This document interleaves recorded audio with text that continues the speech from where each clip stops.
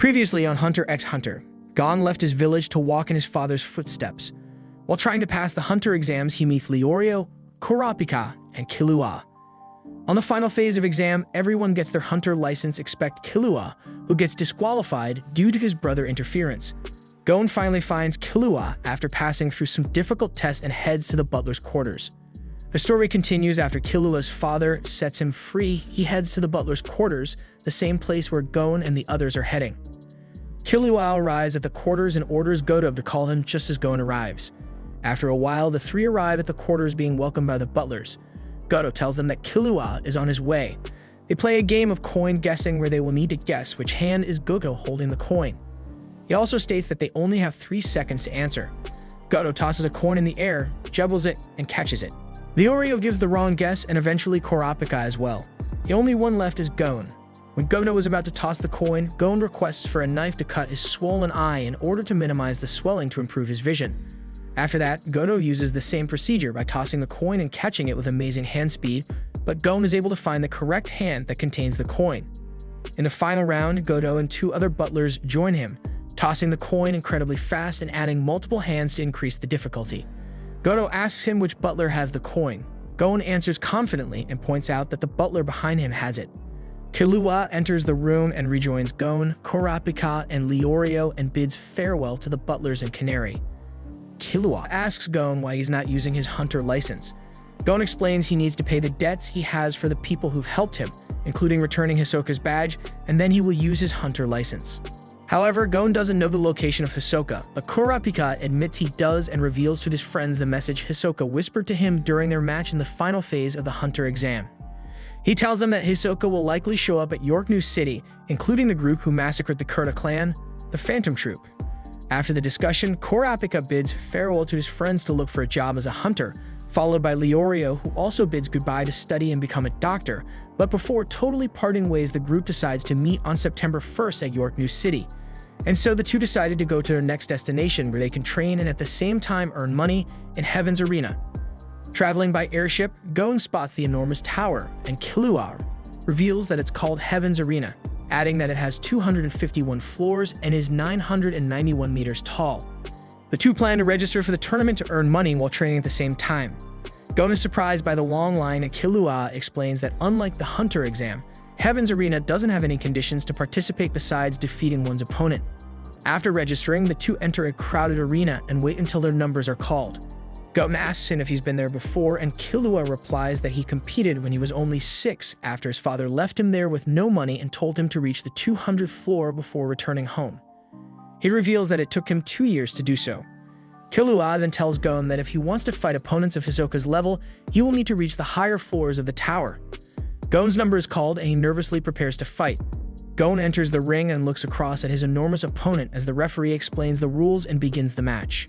The large man promises to end things with a single punch, but Gon easily dodges the attack and uses a simple palm strike just as Killua instructed him, sending the man flying into the wall behind him. As Gon looks at his hand and wonders when he became so strong, the referee gives him a ticket and tells him that he can make his way to the 50th floor. After easily defeating his opponent as well, Killua is told that he can go to the 180th floor since he has reached the 200th floor before, but he politely declines and decides to start at the 50th floor with Gon. Beside Killua, another young boy easily wins his match and also prepares to make his way to the 50th floor. As the three make their way to the 50th floor, an elevator attendant explains how moving up the tower works, and the boy adds that he has heard they will get their own room if they make it to the 100th floor, introducing himself as Zushi. Zushi's master suddenly appears and praises his student for following his teachings. Zushi's master introduces himself as Wing and tells them that he didn't expect to see other children, wondering why they are there. Killua tells him that they hope to get stronger and make money. The three boys then head to a nearby kiosk and receive their prize money. Killua immediately buys a canned drink with the money and reveals that a win in the 50s has a reward of 50,000. He then adds that wins in the 100s are worth $1 million, and any wins past the 150th floor are worth 10 million each. The three then make their way to a crowded waiting room to prepare for their next match. It's suddenly announced that Killua and Zushi will fight each other on the 57th floor. The announcer introduces the two fighters. The odds are in Zushi's favor, and Killua is left frustrated by the result. The referee then explains the rules and begins the match. Although impressed by Zushi's fighting stance, Killua calmly walks toward him and avoids his punch before swiftly striking the back of his neck. Killua earns 2 points for the strike as the referee checks on Zushi, who suddenly rises to his feet and leaves Killua surprised.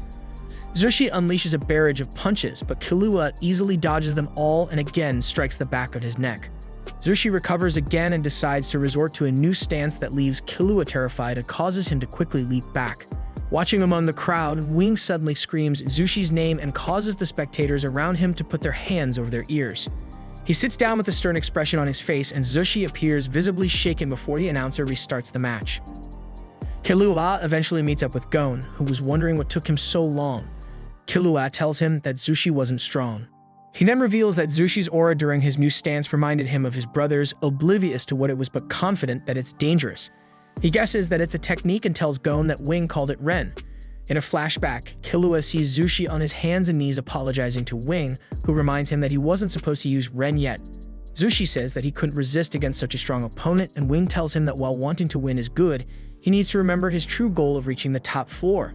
Back in the present, Gon wonders if Zushi isn't supposed to use Ren until reaching the top floor, and Killua reveals that he now plans to reach the top floor as well, with Gon happily agreeing and telling himself that it was his original goal anyway. Gon and Killua continue to easily defeat all their opponents over the next few days, with both reaching the 100s. They each receive a private room, and while Gon is happy that they don't have to worry about finding a place, Killua points out that if they drop below the 100s, they have to check out. He then warns Gon that the competition will become more difficult since every opponent wants to keep their spot. However, the two continue to easily win and receive more prize money, with both noting that Zushi is still in the 50s. Gon again wonders about the technique called Ren, and while Killua thinks about encountering it with opponents on the higher floors, Gon suggests simply asking Zushi about it. The two do just that, and Zushi explains that it's one of the 4 major principles for training one's mind and body. He adds that one must know Ten, learn Zetsu, achieve Ren, and reach Hatsu, which are all part of Nen training. As Killua angrily points out that he didn't understand any of what he said, Wing suddenly appears and wonders if Zushi should be teaching them. Killua tells him that he is eager to know what it is since it's connected to the secret of his brother's power. Wing asks if his brother is able to use Nen, but Killua points out that he doesn't even know what Nen and Ren mean, agreeing to go through the complete learning process. Wing tells the two to join him and Zushi at his house as they prepare to learn about the secret technique of Nen. Wing teaches Gon, Killua, and Zushi in his room. He explains the 4 main principles: Ten, Zetsu, Ren, and Hatsu, or focus, express, temper, and act, respectively. Wing tells Killua he'll think about killing him. He demonstrates Ten by focusing his body, Zetsu by saying the words "I'll kill you," and Ren by giving off a strong aura of an intent to kill.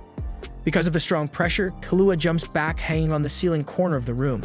Wing advises them to train with Zushi and start mastering Ten, but Killua suggests that they should leave. Killua reveals to Gon that Wing was lying all along. Back in the room, Wing notices Zushi's Ten is unstable. Zushi asks about the reason as to why Wing lied to them. Wing only said that for them to know what the other meaning of Nen is force. Wing rips out a page in a book and, using Nen on it, easily slices his soda can in half. Wing's point is it's dangerous to teach Nen to people without caution. After clearing the 190th floor, Gon and Killua advance to the 200th floor. They are stopped by a strong aura of a murderous intent which prevents them from moving forward. They barely get through it as the receptionist appears, stating that they need to register before midnight. Hisoka appears out of nowhere, in front of the two behind the receptionist, and warns them that they are not ready yet. He prevents Gon and Killua from progressing with powerful Nen. Wing appears behind them to stop them from hurting themselves and offers to teach them the real Nen.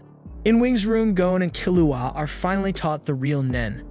At his residence, Wing tells Gon and Killua that they must learn Nen to protect themselves from other Nen users, explaining that they must use Ten for defense. To demonstrate how destructive Nen can be to the human body, he puts his hand against one of the room's walls and suddenly damages it, leaving Gon and Killua stunned. Wing's lesson continues into the night, and it's stated that Gon and Killua must learn Nen before midnight. Wing reveals that while the power of Nen dwells within every person, only a few are capable of using it and are considered geniuses, psychics, superhumans, etc. He explains that there are 2 ways to awaken the power: deliberately or aggressively, with Zushi having used the former. He adds that Zushi learned quickly and trained hard, allowing him to master Ten in 6 months. Killua quickly reminds him that they need to learn 10 and pass through Hisoka's barrier before midnight. Wing tells them that they will have to try the aggressive method, and Killua wonders if it will be fast enough. After explaining that the key is learning to contain their aura within their bodies, Wing tells the two that he will now direct his aura toward them, known as Hatsu, the same technique that he used to destroy the wall. Wing assures them that he will restrain himself so he doesn't destroy their bodies. However, he warns them that the process of forcing open a person's aura nodes is dangerous since it usually takes months for someone to slowly open the nodes on their own. He then tells them to put down their belongings, take off their overshirts, and turn their backs toward him. They follow his instructions, and Wing holds his hands near both of their backs, with the two immediately feeling the heat and pressure. As Killua is reminded of Illumi's Nen, although a much weaker version, Wing begins the process and sends his aura through both their bodies, successfully opening all their aura nodes.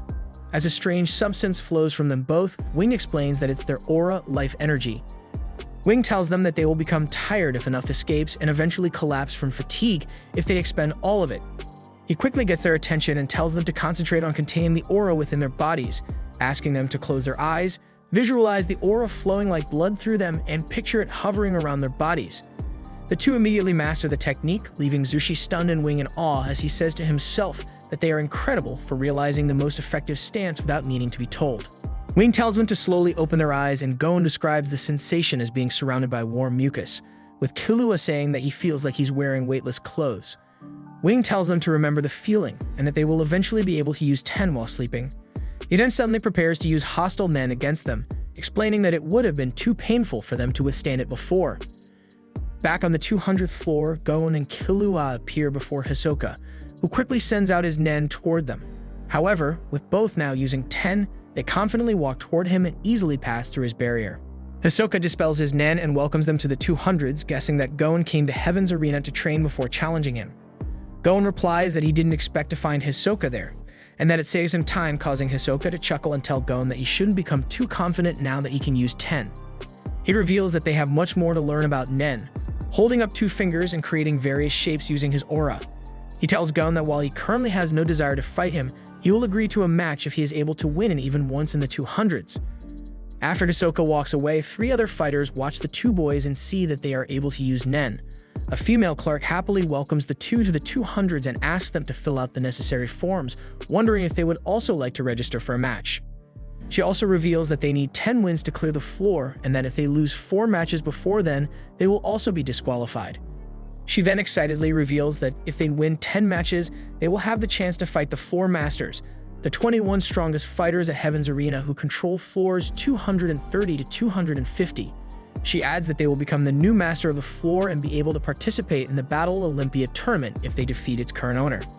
Gon and Killua are left unimpressed by the explanation, with the latter wondering if the top floor has anything special.